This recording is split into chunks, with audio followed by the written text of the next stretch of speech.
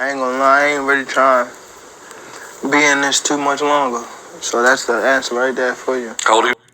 I ain't gonna lie. I ain't really trying to be in this too much longer, yo. Now? 28? 28. Yeah. How much longer are you expecting to do it? Once I get them guys out of there, I'm gone. Is that How much longer you expecting to do it, Tank? Once I get those guys out of there, I'm gone. all right? So let's say like 30-ish, Listen to something that like again that. real quick. I ain't gonna lie, I ain't really trying to be in this too much longer. So that's the answer right there for you. How old are you now? 28? 28. Yeah. How much longer are you expecting to do it? Once I get them guys out of there, I'm gone. Once I get them guys out of there, I'm gone. Who are those guys? Let's talk about it. What up, YouTube? Pick to your Heavy Bad Boxing TV, man. Get your goofy ass in here. Hit the bag. Hit that like button for your boy. That helps the channel. You know I appreciate that love. Shout out my gang, D1, Merc 1, ML21, Skinny JT, Black Jesus, my guy, Troy Jack, Key1, Rebel Life, Modern King, Letitia, YK World, my boy, Tyree Celestin. Who are those guys that Tank Davis talking about? Now, this is an old video or retirement audio from Tank Davis earlier this year when he was speaking on retirement. And of course, I know a lot of my guys who are in here know that. But I thought it was important to bring it up because Tank Davis could very well be on that retirement path. Now, I do believe a lot of the times Tank Davis talking out the side of his neck, and I'm just keeping it at a buck. But he could very well be talking, or be. This could very well be realistic for Tank Davis. He may just have an exit strategy plan in play, right? But I got a kind of a bone to pick with Tank because I'm a little bit confused. And if I'm ever wrong, I need for y'all to make sure you send me the receipts in the form of links in the comment section so we can always be on the same page. Now, I always like to tell y'all, man, I'm not a journalist or none of that shit. You know what I mean? I'm just a nigga with a channel. So a lot of the times I need enlightenment too. I'm not going to get up here like all the rest of these YouTubers and swear they know exactly what's going on when majority of the time they just fucking don't. That's not me. I'm going to keep it a buck with you. You know what I'm saying? When it's developing information coming out, it's new to me just like it's new to you. You know what I mean? I don't live with none of these niggas. You know what I mean? Just like y'all. Right? But for Tank Davis to say that, once he get those guys out of there, he's gone. Who is he talking about? Of course he's talking about the elite.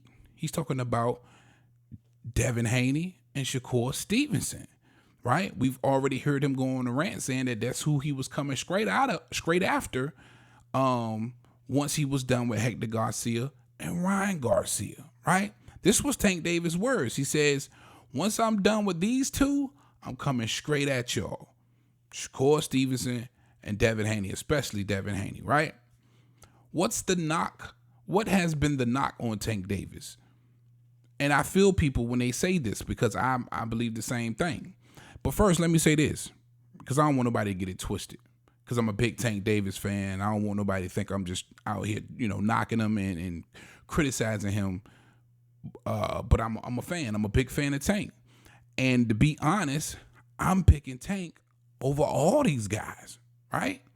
Do I think these guys could have success versus Tank Davis? Sure, of course. And so they both Shakur and Devin got great skill sets.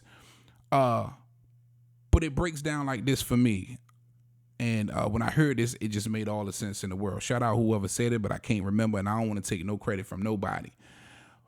But he says, listen, Tank Davis can box with those guys, which he can because, you got to give Tank Davis the credit he deserves for that IQ. He can box with those guys, but those guys can't punch with Tank Davis, and that's the difference. And that's why I would favor Tank Davis in any of those matchups at 135 pounds. Bottom line. But the knock on Tank Davis has been that he hasn't fought the elite. He hasn't fought the best. He hasn't fought the Lomachenkos.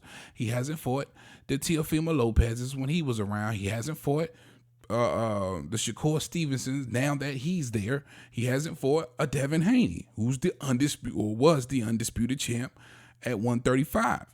And this is facts. I mean, let's keep it all the way a buck. Now, it's Tank has already told us it ain't about the belts, even though he's still paying sanctioning fees on a weak ass WBA belt. I don't get that. I don't understand why he keep bringing that belt to the fights. Why he paying sanctioning fees on it? I don't know. It's just unexplainable. So it's something appealing about having a belt for Tank Davis because he's holding on to a secondary belt. But he says he doesn't care about the belts, right? And even though he doesn't care about the belts, that means a fight with Devin Haney becomes kind of insignificant. It's about $1, right? But again, you revert back to the audio. He's willing to retire after he get those guys out of there.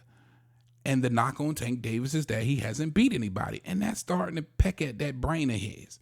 You know what I mean? When you hear something and a part of you probably feels that it's true, it eats away at you.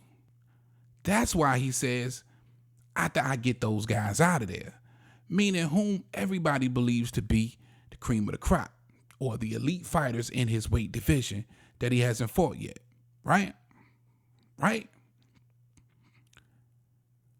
But why are we fighting Eastside Pitbull Cruz next? Because you already are on video and audio saying you were going straight after those guys, after the Garcias. Hector Garcia, Ryan Garcia, then I'm going after those guys. I'm coming straight at you. That was his words verbatim. I'm coming straight at you. Straight at him. Right? Now, correct me if I'm wrong about how this boxing thing worked, because I like to think, for years I've had this thing figured out. When you're the A side, and we can go all the way back to Oscar De La Hoya and Floyd Mayweather, before people was really calling the A and B side. But when you're the A side, like De La Hoya was, you create all of the terms, all of the rules, all of the stipulations. You pretty much get everything that you want for the fight because you're the guy. That's how it has been for Tank Davis in all of his fights since he's become a really good pay-per-view star. And let's make no mistake about it. For Tank Davis at 140 pounds and down, he's the guy. You know what I mean? If he did decide to start back campaigning at 140 tomorrow, he'll be the guy. He's the money guy. You know what I'm saying? He's the goose that's laying the golden eggs, bottom line. All right? Can't nobody take nothing away from Tank. It's hard to argue that he's not the face of boxing at this point. All right, he likes to call himself the face, and again, I think it's hard to argue against him not being the face of boxing, for sure. But when you're the guy, majority of the time, if not all of the time, you send out the offers, bro. You know what I'm saying? You send out your team sends the offer. Because like Leonard Ellaby has said on several occasions now, especially since he's been detached from Mayweather Promotions or not being under contract, he fights who he wants to fight. Tank fights who he wants to fight, bro. He's in the same position for real as a Canelo Alvarez. And just like we've seen several times, Canelo fights who he wants to fight. You put him out there, you give him a selection, and Canelo picks one. Okay, I'll take Jermell Charlo next. This ain't for Tank Davis. But here's the difference, or not even a difference. Here's the thing. We're not hearing anybody from Top Rank, Bob Arum or Shakur Stevenson or Devin Haney saying, hey, Tank Davis has sent us this offer. This offer is on the table. Tank's camp has sent us this offer. His team sent us this offer. Where are the offers for these guys? Why is Pitbull Cruz back on the table? Now, granted, I know he got locked up this year. It was an unfortunate situation for sure. But let's not forget that Tank's already had 2 fights this year. So it's not like he's got a bunch of ring rust. You know what I mean? I know he had to sit around in a room in jail for a little bit. But you've had 2 fights this year. A really good training camp. You prepared to go strong for the end of this year or the beginning of next year. Right? Where are the offers? Maybe it's something I'm missing. And of course, listen, like I tell you guys, I'm just a nigga with a channel, man. You know what I mean? If I'm missing something, if I'm ignorant to something and something's gotten past me, let me know. Get with me in the comment section. Put the link there. But I need to know why Tank Camp ain't sending these guys no offers. Because for real, it should probably only be 3 fights now. If he's actually going to do this Aesop Pitbull Cruz fight, it's only 3 fights left. Pitbull Cruz, Shakur Stevenson, and Devin Haney, right? And then he's riding off into the sunset, right? It's only 3 fights left. I still don't understand how Pitbull Cruz got in the mix. I know that Mexican fan base is crazy, and they probably stand to make a lot of money in the Pitbull Cruz rematch. Even though Pitbull Cruz has declined to fight anybody significant since he fought Tank Davis. It's kind of like he's just been waiting around for the Tank Davis rematch. He's had opportunities to position himself to fight Shakur and Devin Haney, and that just hadn't been the case for Pitbull Cruz. So I know that's strictly for the bag, but don't tell us that I'm coming straight at those guys, meaning I know for a fact he couldn't have been talking about Pitbull Cruz, because we talking about the elite fighters, people who believe are at the top of 135 and the biggest threats to Tank Davis, which is Shakur and Devin, and even Lomachenko still at this. Given his performance against Devin Haney, I still feel like that was a close fight. Loma did do good to be an old fella.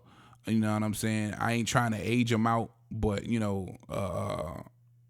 get up there, you get a little longer in the tooth. It's not the Lomachenko of 5, 6, 7 years ago.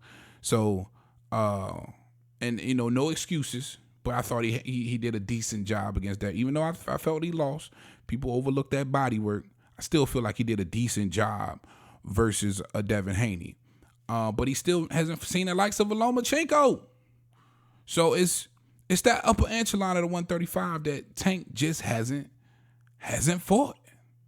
So when he says get those guys out of here, I know he didn't have Pitbull Cruz in his mind when he said that. It's only really 2 guys. So potentially 3 fights left for Tank Davis. But here's my question. When will the offers come? When will, we start seeing Tank actually, call these guys out and stand on it? Like really lean into it. Every time a mic's poked in his face, he's saying, listen, I haven't heard anything about them signing the offer. What's up with Bob? What's going on? What are we doing? That's what Tank fans want to hear from him. What are we doing? You know what I mean? Like, he got to be standing on these cats' necks. You know what I mean? He's really got to be, you know what I'm saying? He got to be leaning into it. And most definitely vocal about it so we can get an understanding that he's actually trying to make these fights. Because according to him, it's almost over. Once he gets these guys out of here, you're done. But how long is it going to take for you to get these guys out of here? You might be fighting till you're 40 talking about getting these guys out of here. But you guys let me know what you think in the comment section, man. I went a little long with this one. Hopefully y'all rock with me all the way to the end, man. That's all I got for y'all on this one, man. Big TL Heavy Bag Boxing TV. If you got some receipts about anything that I spoke about in this video, always put the link in the comment section so I can check it out myself and we can be on the same page, all right? I got Unc with me. He don't like half you niggas, and he got something he want to tell you. Talk to him, Roger. Most motherfuckers don't know shit about boxing.